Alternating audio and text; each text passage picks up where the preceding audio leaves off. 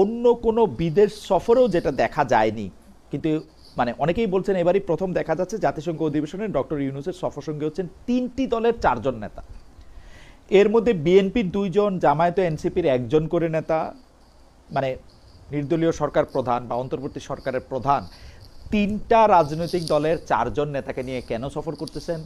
কেন একটা রাজনৈতিক দলের ২ জন নেতা থাকছে?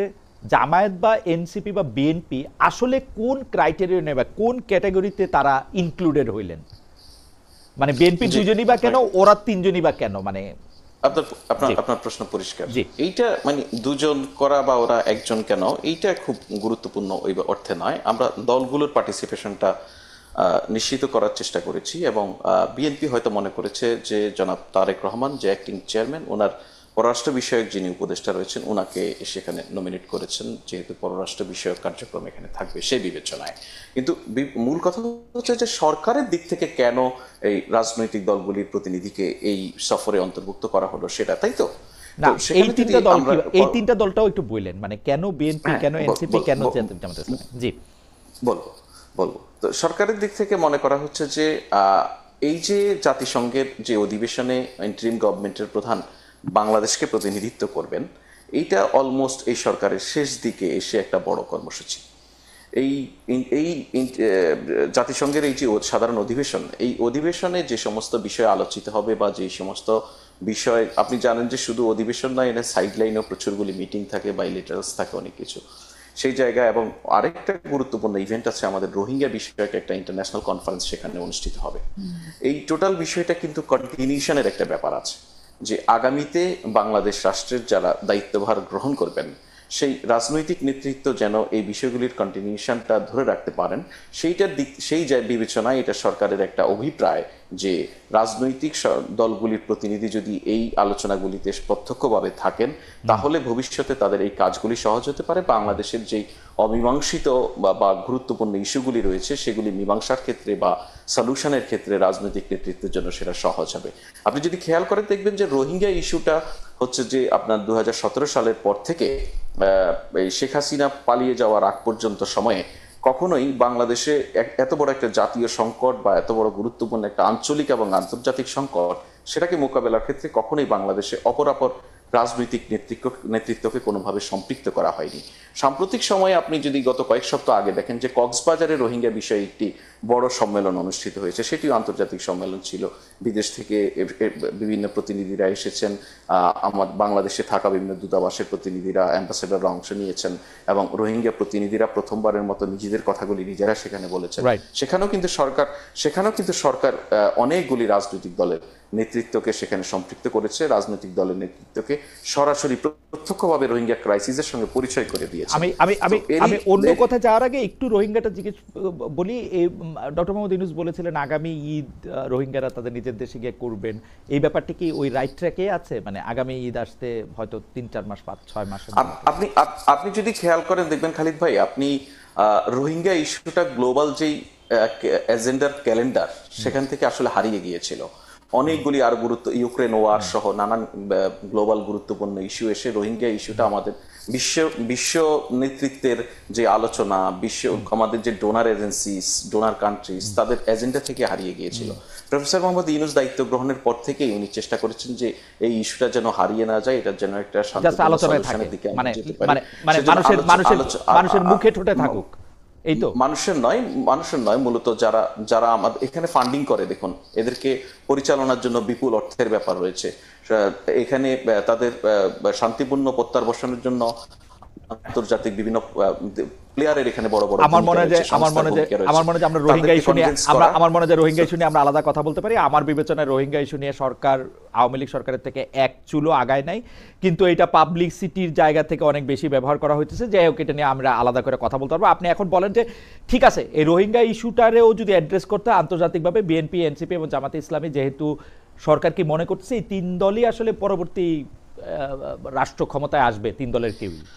খালিদ ভাই, এখানে আপনি যে জায়গাটা শেষ করতে চাচ্ছেন, আপনি একটা অপিনিয়ন দিয়ে শেষ করার ফলে আমি যদি সেটাতে একটা রেসপন্স না করি, তাহলে আমি আমার প্রতি আপনার দিক থেকে একটু জুলুম হয়ে যাবে। রোহিঙ্গা ছোট্ট একটা রেসপন্স, রোহিঙ্গা ছোট্ট একটা হ্যাঁ রেসপন্স করি। জি ডেফিনেটলি আপনি যেটা বলছেন আওয়ামী লীগের থেকে এক চুলো আগায়নি। একচুয়ালি আমি আগে আপনাকে আমি আমি আমি একজন রিপোর্টার হিসেবে যখন ছিলাম, আমি দীর্ঘদিন রোহিঙ্গা ইস্যুটা কভার করেছি নানান জি ফর্মে। বলেন আপনি বিশ্বাস করেন, আওয়ামী লীগ রোহিঙ্গা ইস্যুটাকে নিয়ে কোনোভাবে এগোতেই চায়নি। এই সরকার রোহিঙ্গা ইস্যুটি নিয়ে অত্যন্ত সিরিয়াস। এই সরকার রোহিঙ্গা ইস্যুটাকে নিয়ে এত এত এত ইনভলভমেন্ট তৈরি করেছে, সেখানে ফুড এইডের জায়গাটা বাড়ানোর বিষয়ে চেষ্টা করেছে, কিছুটা বাড়ানোর সক্ষম হয়েছে। নো এখানে আরো আরো আরো আরো আরো রোহিঙ্গা এসেছে, সেই জায়গাগুলিতে কাজ করা, তাদেরকে গ্লোবাল কমিউনিটিকে সেখানে এঙ্গেজ করা এবং প্রত্যাবর্তনের বিষয় নিয়ে প্রথমবারের মতো মিয়ানমারের কাছ থেকে রোহিঙ্গাদেরকে রোহিঙ্গা হিসেবে স্বীকৃতি আদায় করার বিষয়টা, এগুলিকে যদি আপনি বলেন এক চুলো আগায়নি, তাহলে আপনার সঙ্গে আমি আমার কোনো দ্বিমত আমি নেই, আপনাকে এটাকে আগানো যদি না না না বলা ঠিক হয়। আছে না আপনি প্রত্যেকটা জিনিসই মানে আপনি আপনি আপনি যেহেতু ওই পারে আসেন আমি এটা নিয়ে আসলে তর্ক করবো না, মানে আপনি ট্রুথ বেটার করে বলতেছেন আর কি। আচ্ছা, আমি আমি এবার আমি এবার আমি আপনি আমি শুধু আপনাকে এইটুক বলি যে আমি এইটাকে আগাইতে চাই নাই, আর আমি আগাইতে চেষ্টা করতেছি মানে আগানো না, কিন্তু আমি মেসির মতো খেলতে চাই মানে এই যে আমি মেসির মতো খেলতে পারবো ব্যাপারটা এরকম না। আমি বলতেছি হচ্ছে যে ফ্যাক্ট এখানে রিমেন্স, খালিদ ভাই, ফ্যাক্ট রিমেন্স রোহিঙ্গাদের অবস্থা আপনি যেরকম যখন ছিল, আমি আপনাকে আবার বলতেছি রোহিঙ্গাদের অবস্থা যেরকম ছিল, আপনি আমার ডেটা দেখান বা আপনার সাথে নিশ্চয়ই আমার আরো কথা হবে, এক চুলো তাদের অবস্থার পরিবর্তন হয় নাই। আপনারা মুখে বড় বড় কথা বলছেন। সামনে অ্যাক্সেস থাকে, আপনি যদি আপনার সামনে অ্যাক্সেস থাকে, আমি যদি আপনাকে একটা কুইক সার্চ দিতে বলি, জি আপনি দেখুন তো সর্বশেষ রোহিঙ্গা ক্যাম্পে খুনাখুনির ঘটনা কবে ঘটেছে। ও আচ্ছা, আমি খুনাখুনি আপনাকে জাস্ট আচ্ছা এতটুকু ওকে বললাম ওকে যে ক্যাম্পে একটা স্থিতিশীল পরিস্থিতি তৈরি করা সক্ষম হয়েছে, ক্যাম্পে এতগুলি গ্রুপকে একত্রিত করে তাদেরকে এই জায়গায় নিয়ে আসা সক্ষম হয়েছে যে আপনারা খুনাখুনি থামাইছেন, নিজেদের আপনারা খুনাখুনি থামাইছেন, এটা ভালো। মানে আমি আপনাকে একটা, আপনি যে বললেন যে এক চুলো কিছু এগোয়নি বা কিছুই হয়নি, সেখানে আছে সেই জায়গা আমি থেকে। বলি এখন আমি আপনাকে বলি একই ফয়েজ সঙ্গে, ফয়েজ আমি জি বলি আপনারা যে বার্মা সরকারের সঙ্গেও কথা বলতেছেন, ওই রেবেল জি আর্মিটার সঙ্গেও কথা বলতেছেন, এইটা করে জি আপনারা একটা টাইম বম ওইখানে করতেছেন, দুইটা মারামারি লাগা প্রতিপক্ষের সঙ্গে আপনারা একই সঙ্গে কথা বলতেছেন এবং সেটা প্রকাশ্যে বলতেছেন যে আপনারা রেবেলদের সঙ্গে কথা বলতেছেন, সরকারের সঙ্গে কথা বলতেছেন। যাই হোক, আমি আজকে আমার এটা বিষয় না, আপনার সাথে এটা নিয়ে আমার কথা হবে, এটা নিয়ে নিশ্চয়ই আমারও এই অল্প বিস্তর একটু আমি খেয়াল করি এখানে কি হইতেছে, সেটা নিশ্চয়ই আপনার সাথে আমি এটা শুধু জানতে চাই যে আপনারা রোহিঙ্গা বিষয়টি আন্তর্জাতিকভাবে যখন এটাকে সামনে নিয়ে আসবেন, তখন বিএনপি, এনসিপি এবং জামায়াতে ইসলামীকে যে আপনারা চুজ করলেন, আপনারা মনে করেন কিনা যে পরবর্তী সরকার এই তিনটি দলের মধ্যে থেকেই আসলে গঠিত হবে?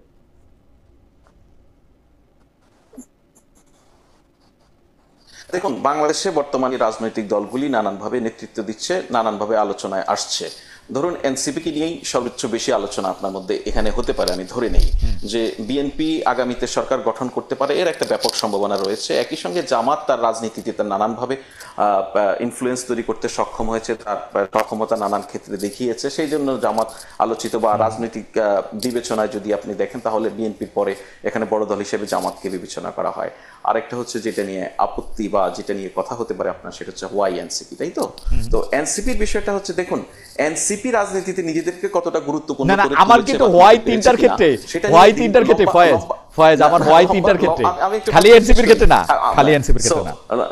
না, তো লম্বা ডিবেট হতে পারে, কিন্তু আমি আপনাকে যদি বলি যে আজকে এখন পর্যন্ত আপনার এই আলোচনায় যে কমিউনিটি আলোচনা হয়েছে, সেই কমিউনিটি কতটুকু জুড়ে এনসিপি ছিল সেটা আপনি একবার চিন্তা করেন। আমার তো পুরো জীবন জুড়ে এনসিপি, এনসিপিকে নানানভাবে চিন্তা করতে হচ্ছে এবং অভ্যুত্থানের মধ্য দিয়ে যেই রাজনৈতিক দল গড়ে উঠেছে, সরাসরি আমি বলছি না যে অভ্যুত্থানে যারা অংশ নিয়েছে তাদের প্রত্যেকের রাজনৈতিক দল এনসিপি, অভ্যুত্থানে অংশ নেওয়া যারা নেতৃত্ব দেয় অংশ, তাদের একটা বড় অংশ নিয়েই এনসিপি গড়ে উঠেছে। তারা একটি নতুন রাজনৈতিক দল। তারাও আমাদের যদি সরকারের যদি ক্যাপাসিটির মধ্যে থাকতো, হয়তো সব রাজনৈতিক দলকে ইনক্লুড করার চেষ্টা করা যেত, কিন্তু মনে করা হচ্ছে যে এই রাজনৈতিক দলগুলিকে ইনক্লুড করার মধ্য দিয়ে অপর রাজনৈতিক দলের প্রতিনিধিত্ব এক ধরনের মোটামুটি নিশ্চিত করা সম্ভব হয়। সেই বিবেচনা থেকে এই তিনটি দলকে ইনভাইট করা বা অন্তর্ভুক্ত করা। ওকে, আমি জনাব ফয়েজ আহমেদ আপনাকে অনেক ধন্যবাদ। আমি একটু অধ্যাপক উম্মে ওয়ারা আপনার কাছে আসতে চাই। আমি একটা বিষয় কিন্তু এখন পরিষ্কার, বাংলাদেশের রাজনীতিতে আসলে জুলাই আন্দোলনের পরে আমরা একটা নতুন বাকবদল অবশ্যই দেখতে পাচ্ছি, যেখানে রাজনীতিতে যদি আমি একদম খুব ভদ্র ভাষায় বলি, এটা একটা ভবিষ্যৎমুখী রাজনীতির দিকে যাচ্ছে, কিন্তু সেই ভবিষ্যৎমুখী রাজনীতি অতীতের কোন পাটাতনে দাঁড়িয়ে থাকবে সেটা নিয়ে কনফিউশন দেখা যাচ্ছে। আপনার কথার সাথে আমি কিছুটা একমত, কিন্তু আপনি কি মনে করেন যে এই যে একটা দীর্ঘ সময় আমি যদি বলি যে উমুক রাজাকার, তুমুক ইসলাম বিরোধী, তুমুক ইসলামপন্থী, তার চেহারা এরকম, এইটার বাইরে এসে যে একটা রাজনীতি করার চেষ্টা করা হচ্ছে, কেউ কেউ বলছেন এতে করে আসলে রাজনৈতিক অপরাধ প্রবণতাকেও আসলে উস্কে দেওয়া হচ্ছে। আপনি এইটাকে আসলে কিভাবে দেখেন একজন অপরাধ বিশেষজ্ঞ হিসেবে? আমি বুঝি নাই রাজনৈতিক অপরাধ প্রবণতা হিসেবে দেখা মানে হচ্ছে এখন কিভাবে। তো এখন তো এটা একটা দখলদারত্বের ব্যাপারটা চলে আসছে। মানে আমি তো হুম। এখন সত্ত্বাধিকারের সংজ্ঞাটায় আমি এখন নিজেকে ব্যাপৃত করতেছি, এবং আমার আমার কোনো একটা সেট রুল নাই। মানে আমি এই জুলাইয়ের আন্দোলন পর্যন্ত আগে পর্যন্ত জানতাম যে আমি জামায়াত করি সুতরাং আওয়ামী লীগ আমার শত্রু, বা আমি আওয়ামী লীগ হুম। করি বিএনপি আমার শত্রু, বিএনপি হুম। করি জামায়াত আমার শত্রু, ওরকম ভাবে এইটার আর কোনো বাইনারি এরকম শত্রু মিত্র নাই। আজকে যে আমার শত্রু কালকে তাকে আমরা মিত্র দেখতে পাচ্ছি। আমরা দেখতে পাচ্ছি এনসিপি জামায়াতের সাথে অনেক বন্ধুত্ব হলো, এই ডাকসু ইলেকশনে এনসিপি কিন্তু তার ছাত্রদল দিয়ে, তার ছাত্র সংগঠন দিয়ে সবচেয়ে বেশি আক্রমণের শিকার হয়েছে জামায়াতে ইসলামের ছাত্র সংগঠন কর্তৃক। সো এই যে একটা ভলাটাইল জায়গা, এবং এটার মধ্যে কিন্তু বিভিন্ন ধরনের অপরাধ, বিশেষ করে নারী, সংখ্যালঘু, মাজার, এগুলির প্রতি এই অপরাধগুলি আসতেছে, দখল করার জন্য যে একটা অপরাধ প্রবণতা, এমনকি চাঁদাবাজি হ্যাঁ। দুর্নীতিতেও যুক্ত হওয়াটা আসতেছে। হ্যাঁ। এইটা হ্যাঁ। আপনি হ্যাঁ। আসলে কিভাবে দেখেন, বা আচ্ছা। এটার কি করারই আছে? ধন্যবাদ। জি, জি, বুঝতে পেরেছি হুম, বিষয়টা হচ্ছে যে একটা হচ্ছে নির্বাচনের ঠিক আগে তো এখন আসলে একজন আরেকজনের পক্ষে কথা বলবে, আবার পরের দিনই সে নির্বাচন তার বিপক্ষে কথা বলবে। একটা কথা বলে না যে রাজনীতি আসলে শেষ কথা বলে কিছু নাই, হুম, এবং আরেকটা শব্দ ব্যবহার করা হয় প্রেসার ট্যাকটিক্স। আপনি হুম, বিভিন্ন প্রেসার দিবেন, দিয়ে আপনি একটু নিজেদের মধ্যে একটু জোট করবেন, কার সাথে করবেন কার সাথে করবেন না। এগুলো আসলে এই গরম গরম কথাবার্তা গুলো আসলে সেই ট্যাকটিক্স এর একটা অংশ। সেটাকে আমি খুব একটা সিরিয়াসলি নেই না। এটা আমার মনে হয় নির্বাচন আগে বাংলাদেশের এটা একটা কালচার, যে এই ধরনের ঘটনা ঘটে থাকে। যে জায়গাটিতে আপনি